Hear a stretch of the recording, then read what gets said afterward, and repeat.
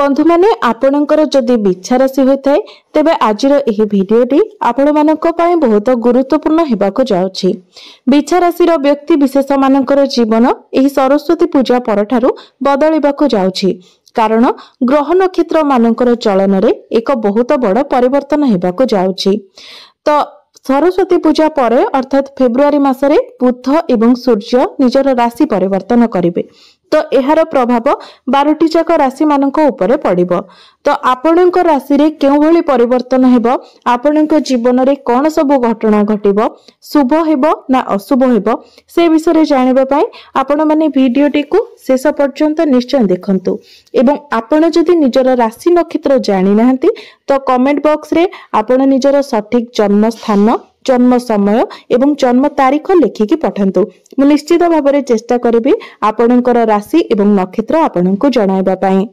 एहा व्यतीत जदि आपणकर बिच्छा राशि होइथाय तो भिडियोटी को लाइक करी चैनलटी को सब्सक्राइब करि देबे एवं कमेंट बॉक्स रे भक्ति एवं श्रद्धार सहित जय मां सरस्वती निश्चय लिखिबे। बंधु माने आसंतु आरंभ करिबा आजिर एही कार्यक्रम को, जहा कि जन्म राशि एवं चंद्र राशि उपरे आधारित अटे। तो राशि चक्रर 12 गोटी राशि मध्यरु अष्टम राशि हेउछि बिच्छा राशि एवं बिच्छा राशिर राश्याधिपति हेउछंती मंगल एवं मंगल आपणकर अष्टम भावरे विराजमान अछंती। आपणकर तृतीय भावरे विराजमान अछंती सूर्य एवं बुध। चतुर्थ भावरे विराजमान अछंती शनि। पंचम भावरे विराजमान अछंती राहु एवं शुक्र। सप्तम भावरे विराजमान अछंती देवगुरु बृहस्पति एवं आपणकर एकादश भावरे विराजमान अछंती केतु। तो बंधु माने सर्वप्रथमे आसंतु जानि नेबा आपणकर स्वास्थ्य किपरि रहिबो फेब्रुआरी 2025 रे। तो बंधु माने कुंडलीर प्रथम भावटी होइथाय आपणकर स्वास्थ्यर भाव, आपणकर इम्यूनिटी सिस्टम रो भाव एवं आपणकर प्रथम भावर अधिपति हेउछंती मंगल, जे कि आपणकर अष्टम भावरे विराजमान अछंती। तेबे अष्टम भावटी को कुंडली रे भलो बोली माना जाय न थाए। कुंडलीर षष्ठ भाव, अष्टम भाव एवं द्वादश भाव को रोगर भाव बोली माना जाय थाए, कारण एही तीनोटी कुंडलीर त्रिक भाव होइथाए, दुष्ट स्थान होइथाए एवं रोगर भाव मध्य होइथाए।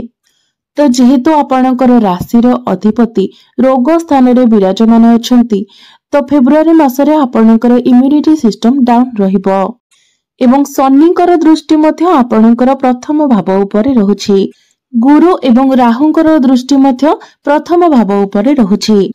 तो बंधु माने फेब्रुआरी मासटी एपरि मास अटे जे मासरे आपणको निज स्वास्थ्यर विशेष जत्न नेबार अछि।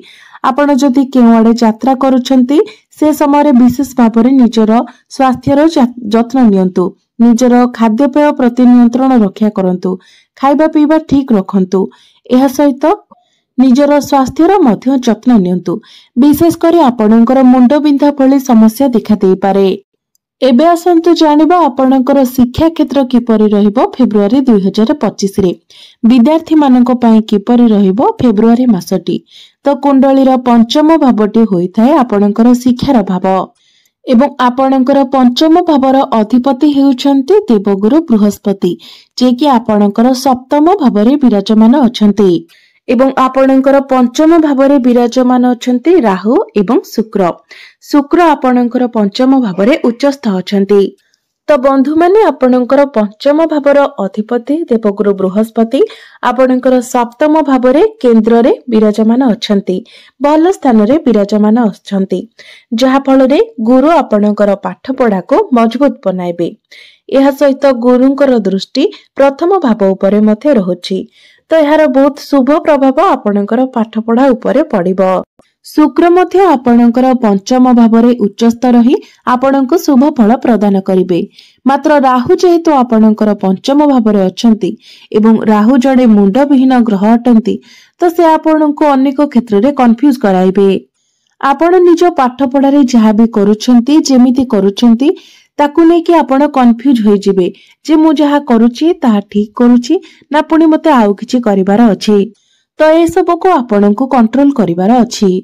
ए सब को जदि आपण अणदेखा करंती तो निश्चित भाबरे फेब्रुआरी मासरे आपणकर पाठ पढ़ा बहुत भल रहिबो। एबे आसंतु जानिबा आपणकर प्रेम जीवन किपरि रहिबो फेब्रुआरी 2025 रे। तो बंधु माने कुंडलीर पंचम भावटी आपणकर शिक्षार भाव हेबा सहित पंचम भावटी मध्य होइथाय आपणकर प्रेम जीवनर भाव, आपणकर संतानर भाव एवं आपणकर पंचम भावर अधिपति हेउछंती देवगुरु बृहस्पति, जे कि आपणकर सप्तम भावरे विराजमान अछंती एवं आपणकर प्रथम भावर अधिपति मंगल अष्टम भावरे विराजमान अछंती एवं आपणकर पंचम भावरे विराजमान अछंती राहु एवं शुक्र, जे कि आपणक मध्यरे काम भावर सृष्टि कराइबे। एहा सहित जेहेतु राहु आपणकर पंचम भावरे अछंती तो आपणक मध्यरे जेमिति छोट छोट कथा को नेकी डाउट्स क्रिएट न हो, आपणक मध्यरे मिसअंडरस्टैंडिंग न हो किंबा कली झगड़ा न हो, सेति प्रति आपणको ध्यान देबार अछि। एवं गुरु आपणकर सप्तम भावरे एवं मंगल आपणकर अष्टम भावरे रही 1-12 रो कनेक्शन बनाउछंती, जहा फଳରେ आपणक मध्यरे भूल बुझामणा सृष्टि हेबो। मात्र एई सबु परे मध्य फेब्रुआरी मासरे आपणकर भल पाइबा 70 ରୁ 75% भल रहिबो, कारण गुरुंकर दृष्टि आपणकर प्रथम भाव उपरे रहुछि, जहा फଳରେ आपणक मध्यरे जेते कली झगड़ा हेले मध्य जेते भूल बुझामणा हेले मध्य आपणक मध्यरे प्रेम मध्य सेही परे मजबूत रहिबो। एबे आसंतु जानिबा आपणकर वैवाहिक जीवन किपरि रहिबो फेब्रुआरी 2025 रे। बंधु माने कुंडलीर सप्तम भावटी होइथाय आपणकर वैवाहिक जीवनर भाव, आपणक जीवन साथीर भाव एवं आपणकर सप्तम भावर अधिपति हेउछंती शुक्र, जे कि आपणकर पंचम भावरे उच्चस्थ अछंती। तो फेब्रुआरी मासरे आपणकर वैवाहिक जीवन बहुत ही भल रहिबो, कारण फेब्रुआरी मासरे शुक्रंकर कोनोसी राशि परिवर्तन हेबार नाही। तो आपणकर वैवाहिक जीवन रे आपणक मध्यरे भल पाइबा बढ़िबो, बुझामणा भल रहिबो। आपण केवाडे बुलिबाको प्लानिंग करि पारंती। आपण दुई जण मिसी जहा भी प्लानिंग करिवे सेथिरे आपण सक्सेस हेबे। एबे आसंतु जानिबा सबुठारु महत्वपूर्ण विषय वस्तु आपणकर भाग्य, क्यारियर एवं व्यापार वाणिज्यर स्थिति किपरि रहिबो फेब्रुआरी 2025 रे। तो बंधु माने कुंडलीर नवम भावटी होइथाय भाग्यर भाव, दशम भावटी होइथाय क्यारियर कार्य क्षेत्रर भाव एवं सप्तम भावटी होइथाय आपणकर व्यापार वाणिज्यर भाव। तो आपणकर नवम भावर अधिपति अर्थात भाग्य भावर अधिपति हेउछंती चंद्रमा, जे कि प्रति 2 दिन रे निजर राशि परिवर्तन करिथांती एवं भाग्यर कारक ग्रह बृहस्पति आपणकर लाभ स्थान को देखुछंती एवं 11 फेब्रुआरी को बुध एवं 13 फेब्रुआरी को सूर्य आपणकर केंद्र को चलन करिवे। मात्र आपणकर राशि रो अधिपति मंगल अष्टम भावरे विराजमान अछंती एवं अष्टम भावटी को शुभ बोली माना जाय नथाय। तो एही मासरे अर्थात फेब्रुआरी मासरे जदि आपण किछि बड़ डिसिजन नेबा पाए चाहुचंती किंबा कोनोसी बड़ कार्य करबा पाए चाहुचंती तो फेब्रुआरी मासटी को आपण स्किप करि देबा उचित, कारण फेब्रुआरी मासरे मंगल बहुत दुर्बल स्थिति रे रहुचंती एवं फेब्रुआरी रे मंगलकर कोनोसी राशि परिवर्तन मध्य हेबार नाही। संपूर्ण मासटी मंगल आपणकर अष्टम भावरे रहिबे। तो भाग्य संबंधित प्रत्येक कार्य रे आपणको किछिटा बाधा विघ्नर सम्मुखीन हेबाको पड़िबो एवं आपणकर कार्य रे मध्य विलंब हेबो। सेति पय फेब्रुआरी मासरे जदि आपण समस्त प्रकारर बड़ कार्य दूरे रुहंती, बड़ डिसिजन नु दूरे रुहंती तो आपणको पय भल रहिबो। आपण जदि कोनोसी छोट मोटो जिनिस किना किनी करबा पय चाहुचंती किबा छोट कोनोसी कार्य करबा पय चाहुचंती तो आपणको पय भल रहिबो, कोनोसी असुविधा नै। किंतु कोनोसी बड़ बड़ कार्य थारो आपण दूरे रुहंतु एवं तरबरिया भावरे मध्य आपण कोनोसी कार्य करंतु नाही किबा कोनोसी डिसिजन नियंत्रण नाही। जेहेतु मंगल खराब स्थिति रे अछंती तो जदि आपण तरबरिया भावरे किछि करंती तो सेथि पय मध्य आपणको पश्चाताप करबाको पड़िबो। किंतु आपण चाहिले एही मासरे आपण शुभ मांगलिक कार्य करि परिबे, कारण गुरु आपणकर केंद्र रे विराजमान अछंती, सेथिरे कोनोसी प्रकारर असुविधा नाही। एबे आसंतु जानिबा आपणकर क्यारियर किपरि रहिबो फेब्रुआरी 2025 रे। तो बंधु माने कुंडलीर दशम भावटी होइथाय क्यारियर भाव, कार्य क्षेत्रर भाव। तो आपणकर दशम भावर अधिपति हेउछंती सूर्य, जे कि आपणकर तृतीय भावरे विराजमान अछंती एवं 13 फेब्रुआरी को आपणकर चतुर्थ भाव को चलन करिवे। तो 13 फेब्रुआरी परे आपणकर क्यारियर बहुत भल रहिबो, कारण 13 फेब्रुआरी परे सूर्य जेतेबेले आपणकर चतुर्थ भाव रे रहिबे तो सूर्यंकर सीधा सड़क दृष्टि दशम भाव उपरे रहिबो। यह सहित जो मानक निकटरे कोनोसी चाकरी नाही तो 13 फेब्रुआरी परे आपणको चाकरी मिलिबार मध्य बहुत अधिक संभावना रहुछि। सेतिपई आपण माने निजर चेष्टा जारी रखिबा उचित। 13 फेब्रुआरी पूर्वरु आपणकर टार्गेट अधिक रही पारे, आपणको उपरे कार्यभार अधिक रही पारे, मात्र आपणकर कार्य किंतु सब संपूर्ण होई जिवो, कारण तृतीय भावरे मध्य सूर्य को खराब बोली माना जाय नथाय।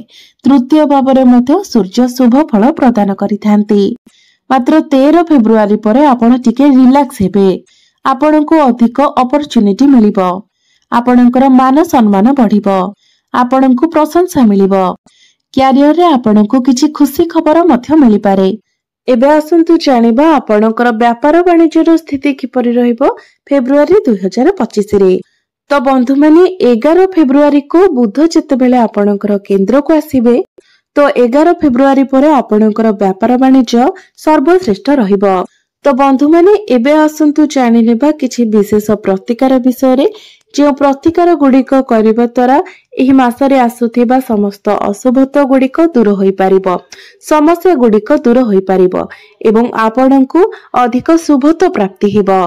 तो बंधु माने जेहेतु फेब्रुआरी मासरे आपणकर मंगल दुर्बल स्थिति रे रहुछंती, सेतिपई प्रत्येक दिन आपण मंगलंकर बीज मंत्र 108 थर जप करंतु। प्रत्येक दिन आपण हनुमान चालीसार पाठ करंतु, यह आपणक पई अधिक गुरुत्वपूर्ण अटे। एवं प्रत्येक दिन आपण गुरुंकर बीज मंत्र मध्य 108 थर जप करंतु। एवं प्रत्येक दिन आपण उदित सूर्य को तंबा पात्र रे जलार्घ्य मध्य अर्पण करंतु।